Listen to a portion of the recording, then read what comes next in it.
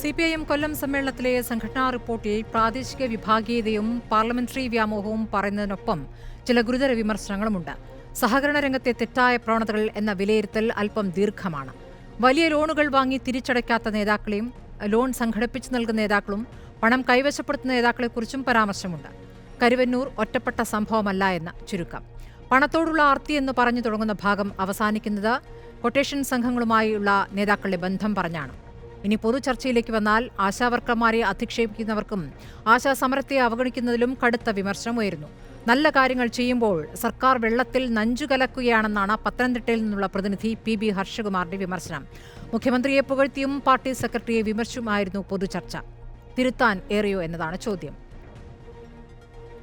ചർച്ചയിൽ ഇടത് നിരീക്ഷകൻ M. ജയചന്ദ്രൻ, N. ശ്രീകുമാർ കോൺഗ്രസ് സഹയാത്രികൻ, ജേക്കബ് ജോർജ് രാഷ്ട്രീയ നിരീക്ഷകൻ, ജോർജ് പൊടിപാറ രാഷ്ട്രീയ നിരീക്ഷകൻ എന്നിവരാണ്. ആദ്യം ഞാൻ ശ്രീ M. ജയചന്ദ്രനിലേക്കാണ്. ശ്രീ ജയചന്ദ്രൻ, സംഘടനാ റിപ്പോർട്ട് ഇപ്പോൾ പുറത്തു വന്നു. താങ്കളും അത് വായിച്ചിട്ടുണ്ടാകുമെന്ന് കരുതുകയാണ്. അതിലെ വിമർശനങ്ങളിൽ ഏറ്റവും പ്രധാനമായി താങ്കൾക്ക് തോന്നിയത് എന്താണ്? ഇതിന്റെ പൊതുവിൽ റിപ്പോർട്ടിൽ ഉൾപ്പെടെ വന്ന വാർത്തകളെ ആസ്പദമാക്കിയുള്ള ചർച്ചകളോ അല്ലെങ്കിൽ സംഘടനാ റിപ്പോർട്ടോ അല്ല യഥാർത്ഥത്തിൽ അവിടെ നടന്നുകൊണ്ടിരിക്കുന്നത്. ഇതൊക്കെ ഇതിന്റെ ചില അംശങ്ങൾ മാത്രമാണ്. ഇപ്പോൾ താങ്കൾ പറഞ്ഞതടക്കമുള്ള വാർത്തകൾ അതിന്റെ ചില അംശങ്ങൾ മാത്രമാണ്.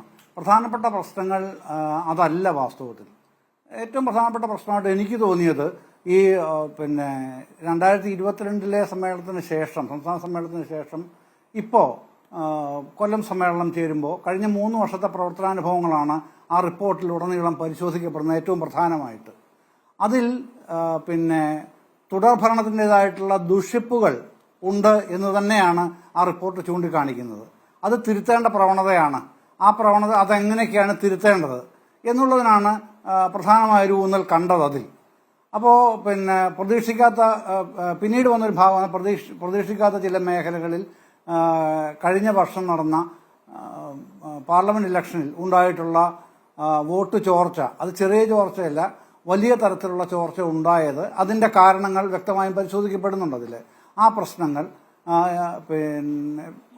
ഇത് കഴിഞ്ഞാൽ പിന്നീട് വരുന്നത് പ്രധാനപ്പെട്ട സംഗതി പാർട്ടി കാണുന്ന കാഴ്ചപ്പാട് തുടർഭരണം, അടുത്ത 3ാം വട്ടവും LDF അധികാരത്തിൽ വരിക എന്നുള്ളത്. അത് സംബന്ധിച്ചുള്ള നിലവിലുള്ള പ്രതിസന്ധികൾ എങ്ങനെ, അതിനെ മറികടക്കാൻ കഴിയുന്ന കാര്യങ്ങൾ എന്തൊക്കെ, ഇത്തരം നിർദ്ദേശങ്ങൾ അതിൽ പ്രതിനിധികളുടെ ചർച്ച ആവശ്യമുണ്ട് എന്നുള്ള നിർദ്ദേശങ്ങളടക്കമുള്ള വേറൊരു സംഗതി.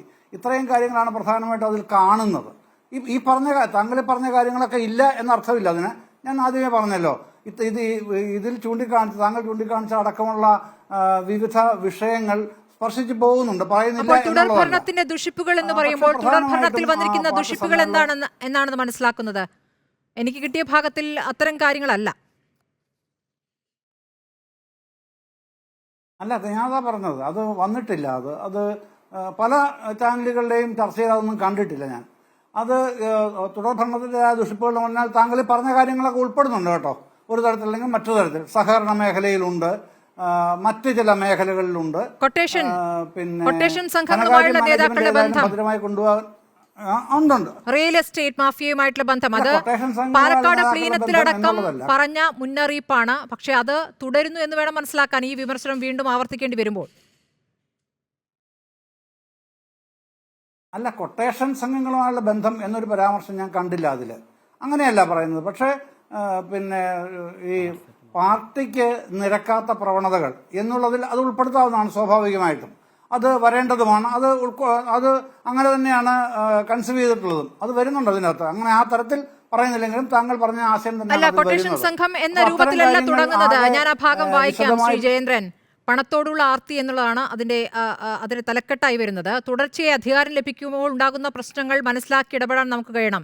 താങ്കൾ ഈ പറഞ്ഞ ഒരു കാര്യമാണ്. തുടർഭരണത്തിൽ ദുഷിപ്പിൽ വേണമെങ്കിൽ അത് പെടുത്താം.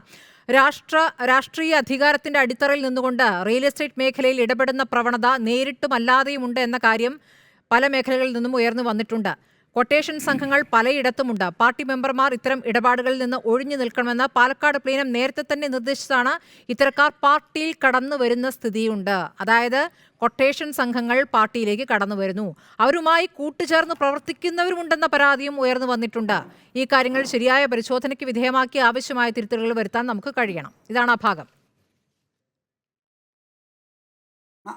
അല്ല, അത് മാത്രമല്ല, അതിൻ്റെ അകത്ത് ഞാൻ കണ്ട ഏറ്റവും നിർണായകമായ ഒരു പരാമർശമായിട്ട് എനിക്ക് തോന്നിയത് ഈ പറഞ്ഞ തുടർഭരണത്തിലെ ദുഷിപ്പുകളുണ്ടല്ലോ, അതുപോലുള്ള ഒട്ടനവധി തെറ്റായ പ്രവണതകൾ, ആ പ്രവണതകൾ ഉള്ളത് പാർട്ടി വിലയിരുത്തുന്നുണ്ട്. പക്ഷെ അത് തിരുത്താൻ നടത്തിയ ശ്രമങ്ങൾ വേണ്ടത്ര വിജയിച്ചിട്ടില്ല എന്നുള്ള സ്വയം വിമർശനം അത് വളരെ പ്രധാനമാണ്. തങ്ങൾ നടത്തിയ ശ്രമം, പാർട്ടി ആസ് എ ഹോൾ നടത്തിയ ശ്രമം വേണ്ടത്ര വിജയിച്ചിട്ടില്ല എന്നൊരു സ്വയം വിമർശനം വളരെ സജീവമായി അതിൽ ഉന്നയിക്കുന്നുണ്ട്. ആ തിരുത്തൽ വരേണ്ടത് അത്യാവശ്യമാണ് എന്നുള്ള കാഴ്ചപ്പാടും പങ്കുവെക്കുന്നുണ്ട്. അതാണ് ഏറ്റവും പ്രധാനമായിട്ട് എനിക്ക് തോന്നിയൊരു സംഗതി.